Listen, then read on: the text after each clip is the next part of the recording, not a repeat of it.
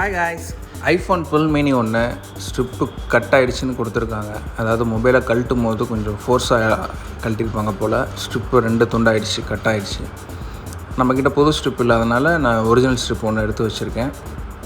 உடஞ்சிருக்கு display, but strip நல்லாயிருக்கு அதுலேருந்து. So அந்த ஸ்ட்ரிப்பை ஃபஸ்ட்டு கழட்டி எடுத்து க்ளீன் பண்ணி வச்சுக்கலாம். ஓகே, ஹீட்டரில் வச்சாச்சு, செப்பரேட்டரில் லிக்விட் ஊற்றியாச்சு. Alcohol,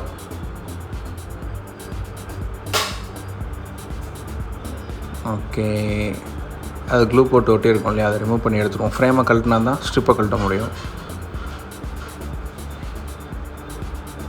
okay, ஃப்ரேமை கழட்டியாச்சு. ஸ்டிக்கரை கழட்டிட்டு மடங்கி இருக்க ஸ்ட்ரிப்பை நேராக்கி கழட்டி க்ளீன் பண்ணிடலாம். ஃபஸ்ட்டு லிக்விட் ஊற்றியாச்சு. ஓகே, ஸ்ட்ரிப்பை ஸ்ட்ரைட் பண்ணியாச்சு. நமக்கு தேவையான ஸ்ட்ரிப்பை கழட்டி க்ளீன் பண்ணி எடுத்துருவோம். ஓகே, இது வந்து ஸ்ட்ரிப்பு சேஞ்ச் பண்ண வேண்டிய ஸ்ட்ரிப்பை கழட்டி க்ளீன் பண்ணி வச்சாச்சு. இப்போ நம்ம ஒர்க் பண்ண வேண்டிய டிஸ்பிளேயில் இருக்க ஸ்ட்ரிப்பை கழட்டி எடுத்துடலாம். இந்த ஸ்ட்ரிப்பை எடுத்து கழட்டிட்டு அந்த ஸ்ட்ரிப்பை இதில் போட்டு செக் பண்ணிடலாம். ஓகே, இதையும் ஸ்ட்ரைட் பண்ணியாச்சு.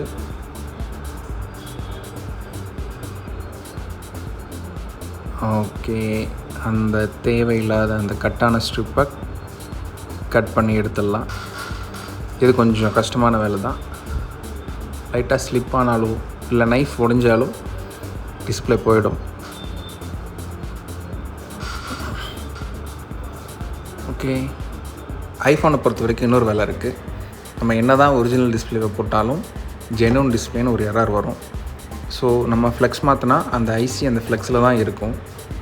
அந்த எரர் வராமல் இருக்கணும்னா அந்த மொபைலுடைய ஐசியவே அந்த ஸ்ட்ரிப்பில் வச்சா தான், அந்த ஃப்ளெக்ஸில் வச்சா தான் எரர் வராது, ஒரிஜினல் டிஸ்பிளேன்னு அந்த மொபைல் நம்பும். அதனால் அந்த ஐசியை கழட்டி அதில் வச்சுருவோம். ஃபஸ்ட்டு அந்த ஐசியை கழட்டி க்ளீன் பண்ணிக்கலாம். அதாவது அந்த மொபைலில் இருந்த ஐசியை, இந்த மொபைலில் இருந்த ஐசி கட்டான ஃப்ளெக்ஸில் தான் இருக்கும். ஓகே, ஐசியை கழட்டியாச்சு. க்ளூவை க்ளீன் பண்ணி ரீபால் பண்ணி எடுத்து ரெடியாக வச்சுக்கலாம்.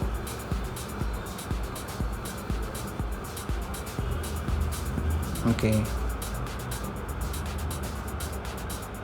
க்ளூ க்ளீன் பண்ணியாச்சு.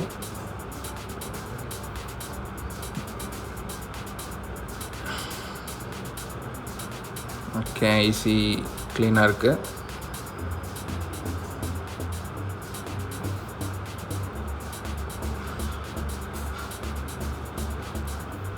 இப்போது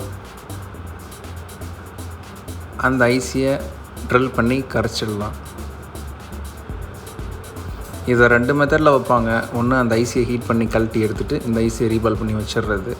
பட் அந்த ஒர்க்கோடு எனக்கு இந்த ஒர்க் ரொம்ப பிடிக்கும். அதை ஐசியை ட்ரில் பண்ணி கரைக்கிறது. பார்த்தீங்களா, அந்த சாட்டிஸ்ஃபிகேஷன் வராதுங்க பாருங்கள், கரையுது பார்த்தீங்களா. ஓகே, அந்த ஐசி முழுசாக ட்ரில் பண்ணி கரைச்சாச்சு. லைட்டாக இருக்குது, ஃபுல்லாக கரைச்சிட்டு உங்கள்கிட்ட காட்டுறேன். ஓகே, இப்போ மாற்ற வேண்டிய ஸ்ட்ரிப்பில் அந்த ஐசி பால் பண்ணி வச்சிடலாம். ஐசியை ரீபால் பண்ண போகிறோம். மற்ற மாடல்களுக்கு கூட இவ்வளோ ரிஸ்க்கான வேலை இருக்காது. பட் ஐஃபோனில் மட்டும் டிஸ்பிளே ஃப்ளெக்ஸ் மாற்றும் போது டைமும் வாங்குவோம். சில சமயம் நம்ம அதாவது மார்க்கெட்டில் வர்ற ஸ்ட்ரிப்பை வாங்கி அடித்தோம்னா ஒர்க்கும் ஆகாது. ஒரிஜினல் ஸ்ட்ரிப் அடித்தா தான் ஒர்க் ஆகுங்கிற மாதிரி வரும். ஸோ ஐஃபோனில் மட்டும் கொஞ்சம் ஒர்க் அதிகம்.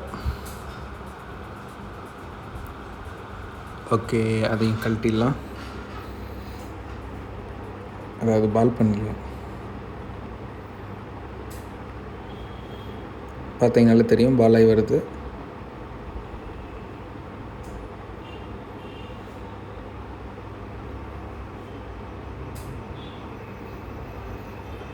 ஓகே, ஐசி ரெடி. இதை நல்லா க்ளீன் பண்ணிவிட்டு அந்த ஃப்ளெக்ஸில் வச்சுடுவோம்.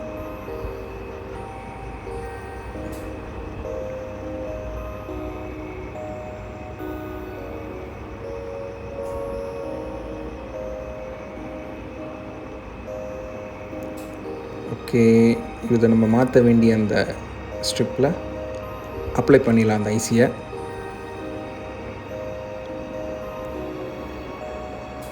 ஓகே, கொஞ்சம் பேஸ்ட் வச்சுக்கலாம். ஸ்ட்ரிப்பு பெண்ட் ஆகக்கூடாது, அதனால் அழுத்திட்டுருக்கேன். ஓகே, ஐசி அப்ளை பண்ணியாச்சு. இப்போது எக்ஸ்ட்ரா இருக்கிற அந்த ஸ்ட்ரிப்பை ஹீட் வச்சு தான் உரிக்கணும், இல்லைன்னா சர்க்யூட் ட்ராக்லாம் கட் ஆகி டிஸ்பிளேவே போயிடும். அதையும் க்ளீன் பண்ணிடுவோம்.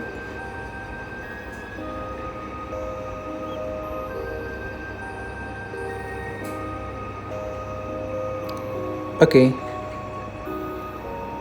எல்லாரும் கெமிக்கல் போட்டு க்ளீன் பண்ணிடலாம்.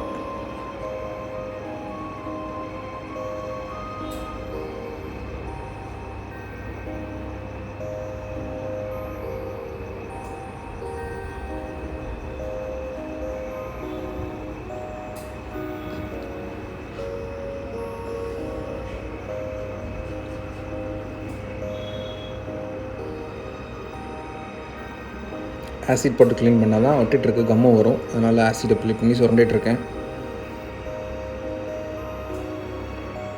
ஓகே,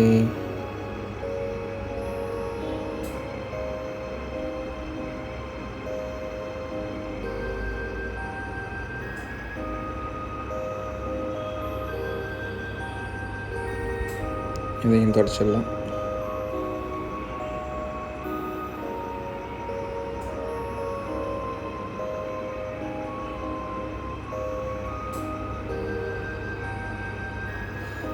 மாற்ற வேண்டிய அந்த ஃப்ளெக்ஸில் ஏசிஎஃப் டேப் அப்ளை பண்ணிக்கலாம்.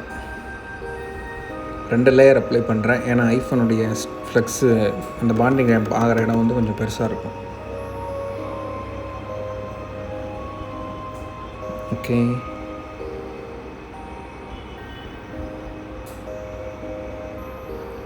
Flex ready.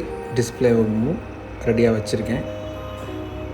மிஷினில் அலைன்மெண்ட் மட்டும் கரெக்டாக வச்சுட்டு ப்ரெஸ் பண்ணிடுவோம். ஓகே, கொஞ்சம்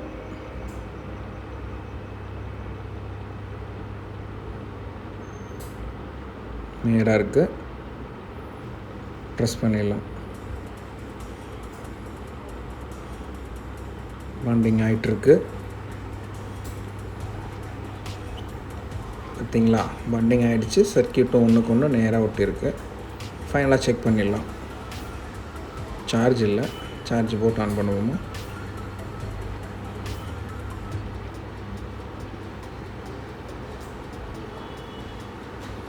ஆன் ஆகலை, சார்ஜ் போட்டே பார்த்துருவோம். Okay, battery மாட்டியாச்சு.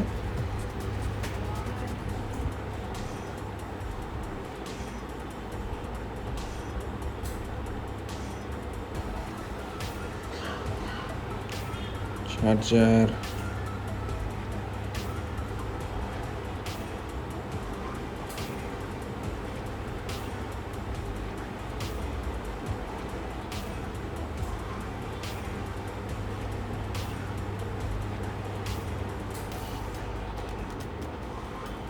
சார்ஜ் ஃபுல் ட்ரையாக இருந்தது, அதனால் பேட்டரியே பூஸ்ட் பண்ணி போட்டிருக்கேன்.